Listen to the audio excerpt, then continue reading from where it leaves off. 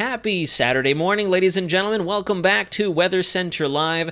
I apologize. I was AWOL from the channel yesterday evening, had a lot of familial business to take care of, and it's trickling over to today, but we are definitely going to make sure to get you guys updated on everything tropical out there across the Atlantic Basin. So good morning, everybody. Thanks for taking some time out of your Saturday morning.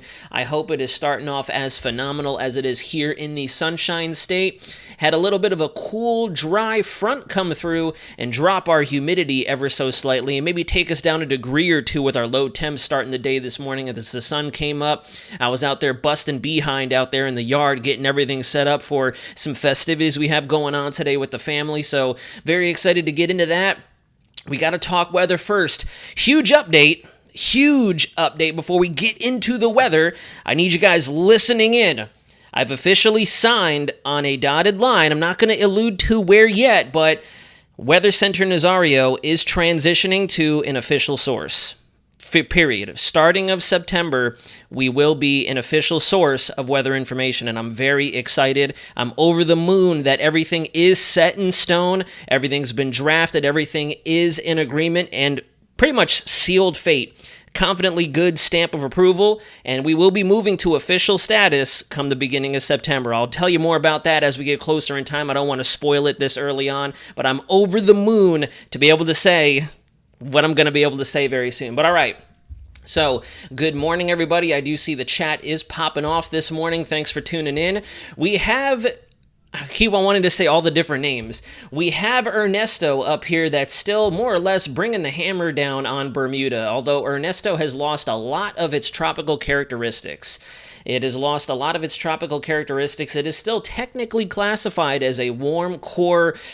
We're losing the barotropicness with it, but it's still technically classified as a bona fide tropical cyclone, even though we have such gratuitous dry air wrapped up on its southern base. We're starting to develop that what looks almost like a frontal appendage, so this definitely seems a little bit more on the subtropical side. However, when I bring up the projected path, the cone forecast, you'll see that National Hurricane Center does surprisingly keep it as a tropical entity and a potentially strengthening one as it moves up the eastern seaboard and comes very close to Atlantic Canada. We will likely feel effects from this in the way of tropical storm-like conditions with high sustained winds, definitely rough surf, a little bit of elevated seas along the coastlines there, but not a direct and very impactful hit, thankfully, just like we saw with Lee back in 2023, a little bit after this general time frame.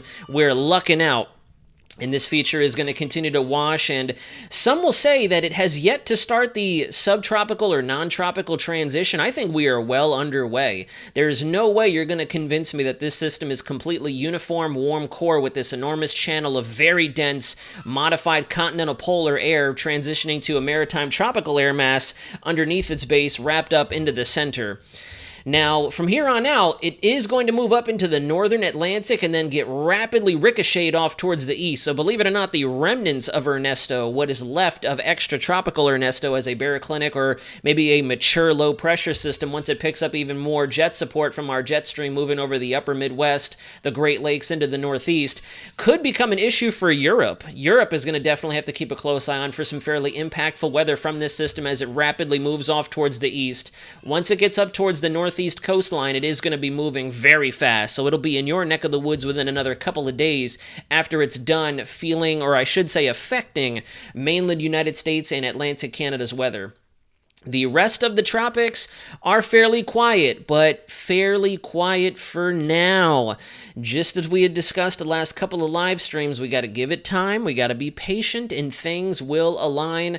We have a fairly promising signal out there already that a lot of us from the Caribbean all the way to the United States are going to have to watch very closely. I finally threw some token arrows into my thumbnail this morning because I didn't want to just baffle you all with psychedelic shades of yellows, oranges, and reds. I wanted to more or less communicate, no, we have some pretty robust tropical waves. I would almost argue they're going to come off as full-fledged disturbances or take on disturbance characteristics immediately after splashing off of the west coast of Africa, and one of them particularly is a bit concerning for our Caribbean friends, the Bahamas, the southeast United States, possibly the Gulf of Mexico. Like, everybody's on the game board with this next system, and we'll go ahead and get into that momentarily.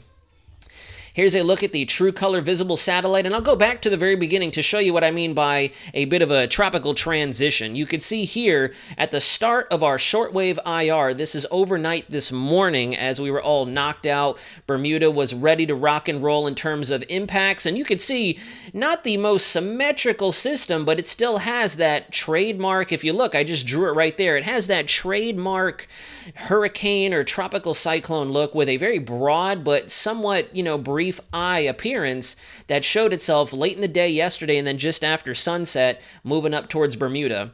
If I fast forward to the immediate end of the loop, if I just click here, notice the big difference. We have definitely, look at the difference here, guys. Like, we'll do a little, like, you ever see those old books where you do the fliporamas like this to watch the thing go back and forth? If you go to the beginning, that looks like a hurricane.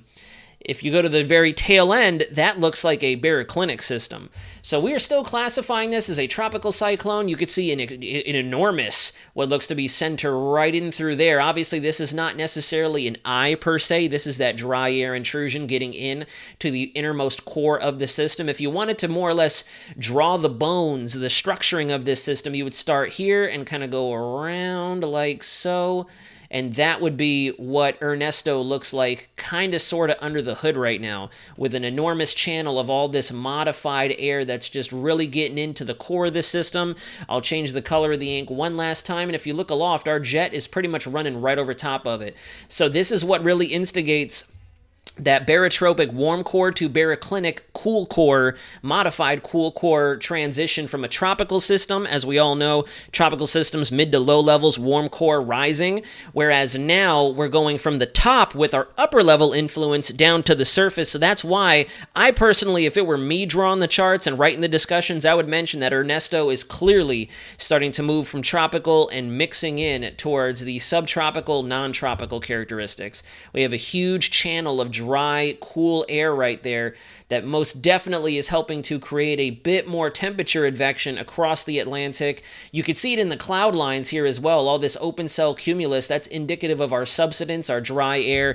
If you look at this little rope cloud right here, if you guys can see where I'm drawing, that is probably where our stationary boundary is now. I should say it's probably more cold frontal in through here, right along the southern periphery of this system, and then it finally goes back to a bit more stationary as we get closer to the Turks and Caicos and the Bahamas.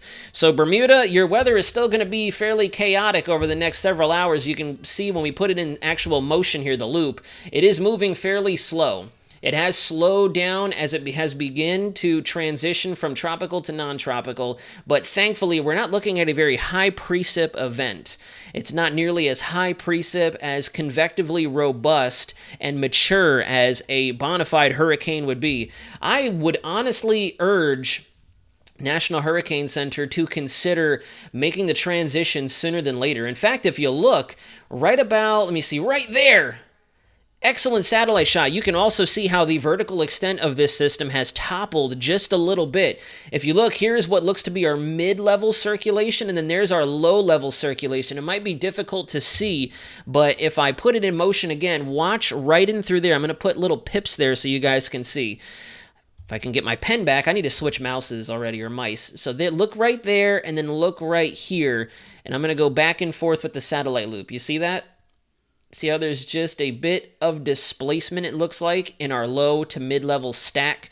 That tells me that our jet is really helping to shear it apart. It's stretching out. It's taking on that gradient fashion as opposed to a uniform circle, that barotropic, just circular ring of warm air and latent heat exchange that we see from bona fide tropical systems, regardless of what they are, that originate in the equator-ward regions of the United States, of the world.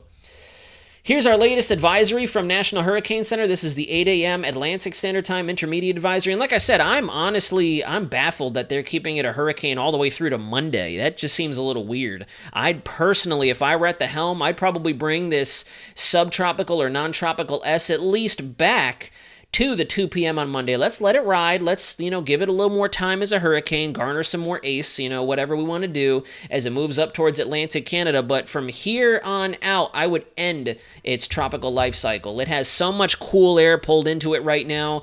I highly doubt, especially looking at our actual water vapor satellite shot, look at that just enormous, dense plume of a differentiating air mass of dry air being pulled in on the southern apex of, or the southern base of it.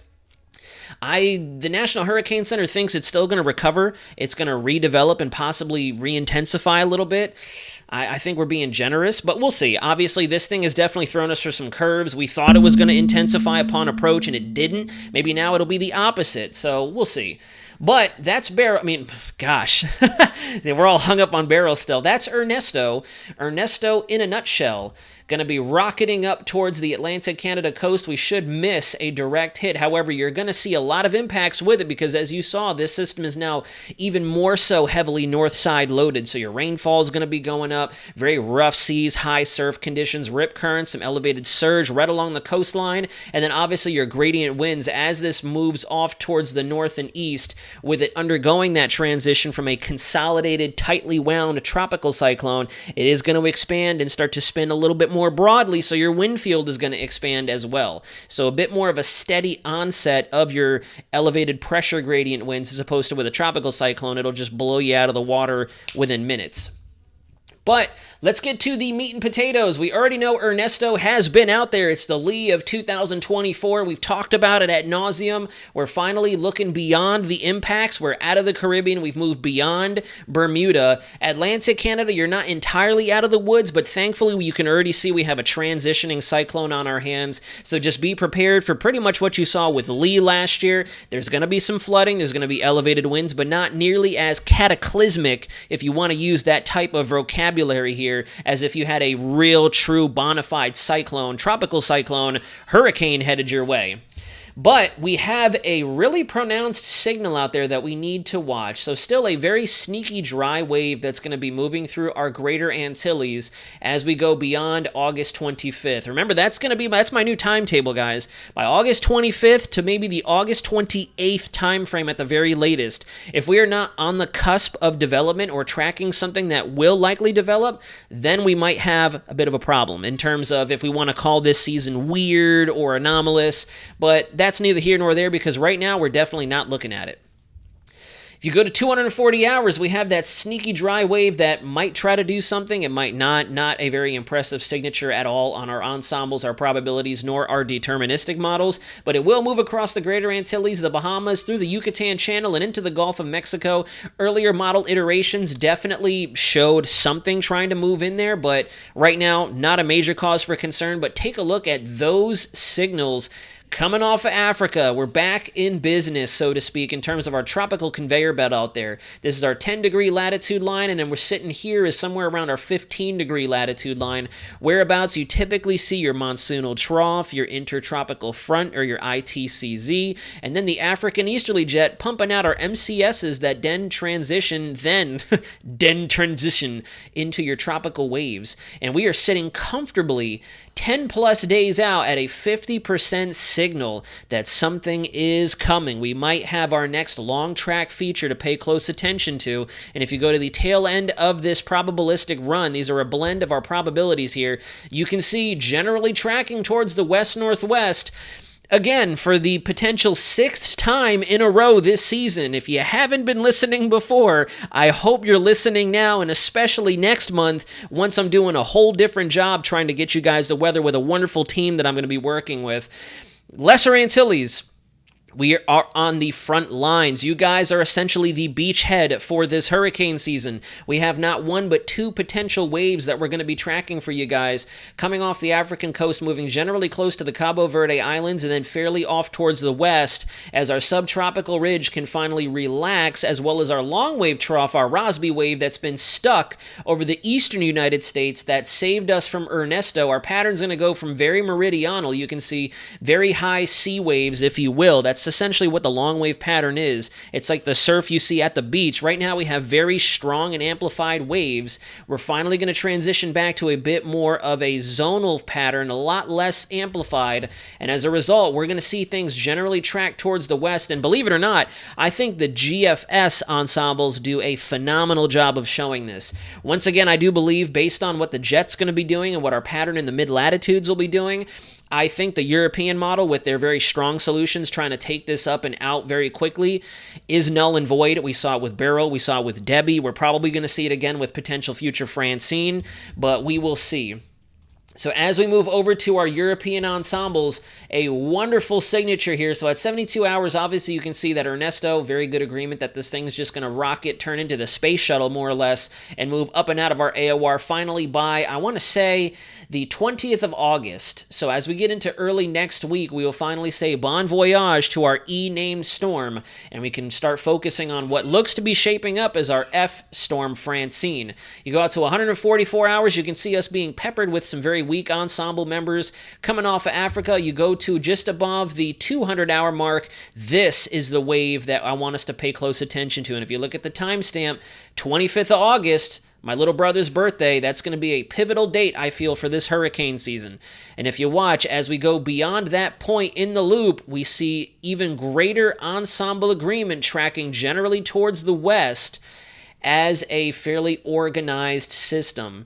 Like I said, I think these are going to be our outliers here. I don't trust these ensembles further off towards the east. It seems our prevailing steering pattern, whether you're looking at the wind flow or you're looking at your contour gradient, you're looking at your height patterns in the mid all the way up to the 300 millibar level, that pattern favors a much more westward push. And when I show you the GFS ensembles, you'll see that a lot more plain as day. I would trust these handful of members a little bit more than the ones that go up and out. This doesn't make very much sense. And I'll show you the actual long-range projections showing us our pancake ridge, as I like to call it, our crepe ridge, for my foodies out there, just blanketing from the Azores, the European coastline, all the way to the mid-Atlantic and the southeast United States. So I would honestly disregard these couple of random spaghetti members. This could be our second wave, maybe. Since we are tracking two waves, this could be our upstream wave that might try to move up into the northern latitudes, but that first one, we're definitely going to have to pay close attention to for our Lesser Antilles and the Greater Antilles.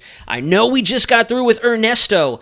Take this moment to breathe, relax, enjoy the peaceful weather, make your recovery measures or take your recovery steps as well as your preparatory steps once again, because now, even though we had Beryl, we had Debbie, we had Ernesto, we had a couple of Bea Campeche systems, now this is when we get to the point to where the barrage, if there is going to be one, is going to initiate. And this here is a fairly confident signal, guys. These are not, I would not say, based on my experience and tracking the tropics as long as I have and studying ensemble forecasts, this is a confident signal here. This is something you can put some money into. You can put some bets moving forward.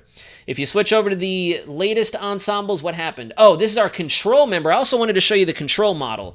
So if we take the control member out, there are a couple of different things I want you to watch here. So we have a little kink right there, our dry wave. We have another kink right in through here. This is likely non-tropical. This looks to be more of an inverted trough riding the backside of our monsoonal setup that's going to finally be more or less vacating the MDR of the Atlantic. But then check this bubble of low pressure out right there. This is on the 25th, just as I showed you guys with our spaghetti plots. And you take the control member, this is your more than likely outcome when looking at the entirety of the ensemble suite, and check that out. We have a developing tropical cyclone, maybe even high-end tropical storm that, dare I say, unfortunately moves right through the Leeward Islands, through Puerto Rico, Hispaniola, and into the Turks and Caicos. And if you look at this pattern here, yes, there's a low-pressure system here with fronts attached to it, but look at our anticyclone here, our high pressure just wedged in across much of the Atlantic in a more west-to-east fashion than we see right now. And then we have another system upstream of that, plus this guy that we need to pay close attention to. So our game board is going to begin to get a little cluttered just in time for the climatological peak of hurricane season, and this is concerning, without a doubt. We have a promising signal out there that something is going to generally move off towards the west-northwest. The key determinant here of whether or not this is a fairly impactful system all the way through from the Caribbean to the mainland United States is going to be dictated by North America. Telling you that right now. The Atlantic, after looking at all the information that I have this morning leading up to this early analysis briefing with you guys, the Atlantic is going to be poised to give us another landfall. For sure. It is definitely going to be poised to give us a landfall. We're going to have very good zonal flow, west to east flow. I'll show you the winds immediately after our ensembles here. The Atlantic in of itself, the Atlantic and the Caribbean is ready to give us a peak season landfall for sure to kick things off. What is going to dictate if that occurs is going to be North America. We really won't be focusing on the Atlantic very much in terms of our deep layer steering with these next few systems. It is almost a guarantee at this point, transitioning from a cool neutral slowly into a La Nina as we work our way through September and into the fall of October. That's going to help give us these more westward nudges, this continuous slew of possible long track systems, with a couple maybe escaping out to see the mixed bag, like I had mentioned to you guys, that September looked very reminiscent of when analyzing our early climate models back before the season started. If you look at the GFS ensembles here, I actually like this ensemble setup a little bit more. Obviously, the GFS doesn't have as many ensemble members, but this here looks a lot more reminiscent of what I'm anticipating, and a lot of other sources out there are anticipating for the rest of August and into the beginning of September. Look at that very good gratuitous signal of no ensemble spaghetti plots in the greater central and northern Atlantic, the subtropics to the mid-latitudes, and take a look at how we just have a funneling of all of our ensembles riding the southern base of that ridge through the Caribbean towards the Bahamas, and in the southeast, the mid-Atlantic and the Gulf are going to be in the crosshairs as these systems continue west-northwest. James Gentry, hey Naz, greetings from Idaho. East and Central Pack is getting spicy too. Central has a chance to finally get one on the board. James Gentry, first and foremost, thank you very much for the $5 donation. I sincerely appreciate that, buddy. And yes, we are finally starting to get cranking. I made the joke, I believe yesterday, the day before yesterday, in one of the chats I'm a part of, that the hurricane season in the Atlantic Basin needs to hit the nitrous, like Fast and the Furious or my Need for Speed fans out there, to get things going. Not showing that we're suddenly going to jump the gun and go from 0 to 100 gangbusters again, but we are going to start to see a more continuous stream of activity coming from Africa, and unfortunately our islands are still going to be at high risk, and the United States will be at a high risk as well. Some sources are still thinking, even as we get deeper into the hurricane season, there are a lot of us here in the U.S. that are still at a 50-60% chance of seeing a fairly impactful cyclone make landfall in their local area. This is going to be our 850 millibar control winds on the GFS, and I'm just going to hold the timestamp right here. I'm just going to leave the chart static so you guys can see what I'm talking about. Look at this dominant subtropical high right there, just a very clear, cut and dried anticyclonic spin, that clockwise twirl, I should say, and look at this phenomenal easterly gradient right over the tropics, just driving systems off towards the west-northwest. This is what you want to see. And again, for my weather enthusiasts out there who are just getting into dabbling with tropical meteorology, tropical forecasting, I always make the recommendation, if you want to get a general baseline of where these waves, these disturbances, the depressions, storms, hurricanes, etc. are going to move, look at your winds before you look at pressure and your heights and your millibar pattern. Look at the winds, because as you all know, when it comes to analyzing and observing a fluid in its natural state, what typically moves the ocean waves? It's the wind. Obviously, from there, it turns into the different gravitational forces of the Earth's rotation, the Earth's core. The moon plays a role in our tides. So if you kind of look at that from the same perspective, you got to look at your winds first to determine how strong the wind or the waves will be, what direction the waves are going to be, and then from there you go into your density and your pressure differences, which would be like the gravitational forces of our Earth's core, the rotation, as well as the moon's influence.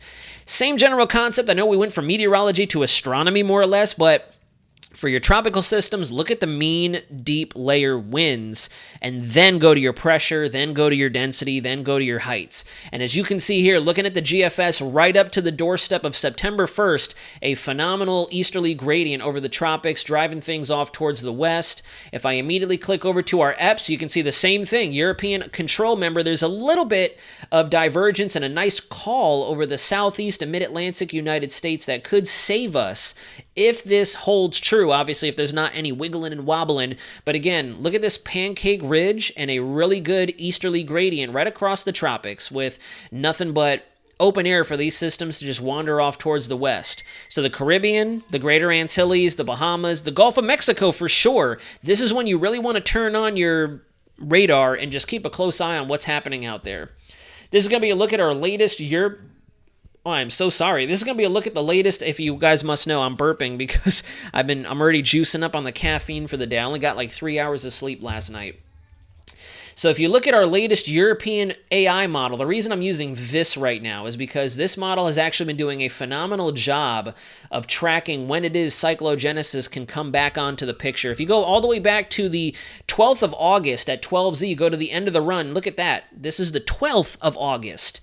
Back a number of days, this is 5 days ago, run to run, the AI model has been predicting right around that same time. Look at the timestamp, the 27th of August, a double barrel cyclone potential out there in the MDR. If you fast forward to 0Z this morning, same thing. You take this through time, same general time frame. There goes our two systems, one upstream, one downstream, moving through the Lesser Antilles. And on this model run, it actually takes it a lot further off towards the west, following the control member of the European ensembles. And in this iteration, this is dangerous for us here in the United States because we have a blocking high pressure making its way off the northeast. We've missed our trough. The trough is way back up in this general area already, and our subtropical ridge is oriented southwest to northeast. So this feature only has one direction to go, and that's west-northwest all the way through just about. So obviously there's going to be some ebbing and flowing. Obviously this is 200-300 hours out. There are going to be changes, but the general takeaway here is we want to make sure that we're paying very close attention to what's developing in the tropics because it will come at us. It's going to come at us. Then from there, once we have a bona fide system on the game board to track, we turn our attention to what's happening over North America and the extreme Eastern Pacific because that will determine as these forces connect what happens. Is it going to turn out to sea? Is it going to dip west into the Gulf? Is it going to dissipate? We won't know until we can get a closer view of what the United States and Canada will look like in relation to when these storms develop. You can see here on the European model, I like using the geopotential heights on tropical tidbits because you get a much more clean-cut view with the contour gradient pattern mixed in with the winds here. And you can see the winds, the actual semi-permanent pressure systems, and the overall general flow, the prevailing flow like your trade winds, your westerlies, your mid-latitude doldrums, etc., they're all pretty much flowing in equilibrium. So everything that's down in the tropics is going to move west. Everything that's in the mid-latitudes is going to move off towards the east. This is what you call zonal flow, geostrophic, or quasi-geostrophic balance. Quasi-geostrophic theory is something I really dabbled in during my last semester of synoptic meteorology, and I still have a lot of work to do to get myself fully immersed in how that works. But clearly it's playing a role here in the tropics, so it's something I'm going to continue to educate myself on. The same thing with the GFS. If you look at our GFS 700 millibar heights, we're looking more or less right in the middle point of the atmosphere to give us what our deep layer steering is. For those of you wondering, when I say deep layer, when I say deep, it means several layers of the atmosphere, and then obviously layer is layer. So the difference between a singular layer, this would just be a layer of our atmosphere, the 700 millibar height. That's one single slice. When we say deep layer, we're looking at the general flow between, we'll say, 925, 850, 700 to 600. And that's what steers your tropical cyclones. And I have 700 up here because 850, 925 looks much of the same. 500 looks fairly similar. And you can see that just general pattern. Prevailing easterlies over the tropics, driving these features off towards the west. So we are going to see our pattern go from high-amped meridional, more northwest to southeast, then back towards the northeast, more to just a general west to east flow. And then from there, once things start to brew in the tropics, the actual Atlantic basin will need to see what's going on over the United States to determine if we're going to have a force field along our east coast. I really do think, unless we start to see some more fall-esque style systems coming off the United States and digging southeast as they exit, the Caribbean is really going to need to pay attention as we go over the next several weeks. we're definitely going to need to pay very close attention for the Lesser Antilles and the Greater Antilles. We'll take it case by case, storm by storm, what tries to make a run for the mainland U.S. or Mexico, Central America, but right out of the gate, what I can say confidently is the Caribbean needs to be paying close attention. We saw Beryl, we saw Debbie, pre-Debbie, we've seen Ernesto now, and now Francine is next up on the list with Gustavo, I think you guys had mentioned, was the G-storm, coming fairly slowly or fairly certainly after that, or fairly shortly after that. I don't know what just happened. But anyways, that's all I got for you guys this morning. We're going to go ahead and wrap the live stream at 30 minutes. If I have any additional questions, feel free to drop them in the chat right now as I'm doing my outro. I will say this, we have a ton of familial festivities going on for the next 48 hours. Lots of celebrations, lots of festivities. This is a positive time for my family and I, on top of what we did yesterday, sealing the deal with what I'll be doing pretty much for the rest of my days at this point. Let's put it that way. We'll talk more about that at a later date and time, but between now and the end of the day tomorrow, I probably will be very scarce on social media, very scarce on here. Obviously, if there are big things to talk about, as always, I'll make sure to iron out that time to spend some time with you and talk tropics, but just giving you the disclaimer now, on here and on my other social medias, I fully intend on just taking this weekend for what it is and trying to stay off of electronic devices, try to pull myself out of the weather matrix for you, if you will, and just focus on family and have fun, because there's a lot of things that we're celebrating behind the scenes. If you guys want to reach out privately and connect, I can explain a little bit more. That's if you want to. I just don't like to put all the specifics out in open air just for the sake of privacy, and obviously we all know we're big believers that there are some out there, not you guys, there are some out there that may try to, manifest the negative energies, and we don't want that. I trust you guys. Anybody who may be looking through the looking glass watching this video after the fact, anyways, that's neither here nor there. I hope you guys have a wonderful weekend. Kevin Rivera and my family out there in Puerto Rico, we're going to be watching closely for you guys, and everybody else out there who lives in the Caribbean islands. We're going to have a lot to talk about, I feel, coming soon. We got a late start. We were a little slow to start, but now we're going to start to see those named storms tracking across the Atlantic and potentially making a run at some very impactful punches over the next 7 to 14 days and even beyond that. We shall see. Twilight Firefly 100, thanks for the quick update. Congrats again on the big news, and enjoy the weekend with your family. I highly intend on doing so. See you on Monday. Hopefully enjoy your weekend. Guys, I honestly want to say the same for you. Whatever it is you have going on, if you have festivities, celebrations, plans, even if you're working, make the best of it. Have some fun. Try to stay positive and try to not focus on this lull for too much longer, because I do think the tropics are going to show us what they're made of here as we go through the rest of August, should say the tail end of August, and turn the calendar into September.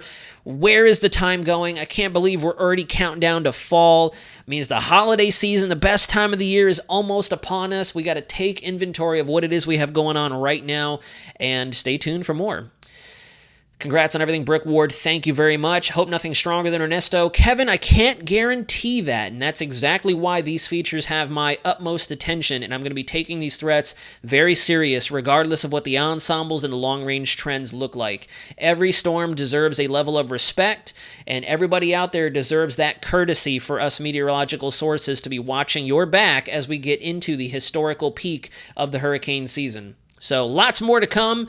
Definitely continue to keep up to date. If you're new to the channel, please consider clicking that subscribe button and nudging that like button as well so we can get this information out to you guys. I know a little bit of an abnormal live stream. Like I said, I was very obligated and very wrapped up yesterday, and I will continue to be throughout the rest of the weekend. If anything does come up, last second disclaimer, I will make it a point to make live time to go 20, 30 minutes and discuss. But you guys are phenomenal. Have a beautiful weekend. I hope that if you are in the southeast, you're taking advantage of these somewhat drier conditions. Enjoy, make some plans, get out, spend some time with your family, friends, loved ones, and we'll see you again soon. But until then, this is Weather Center Nazario, signing out.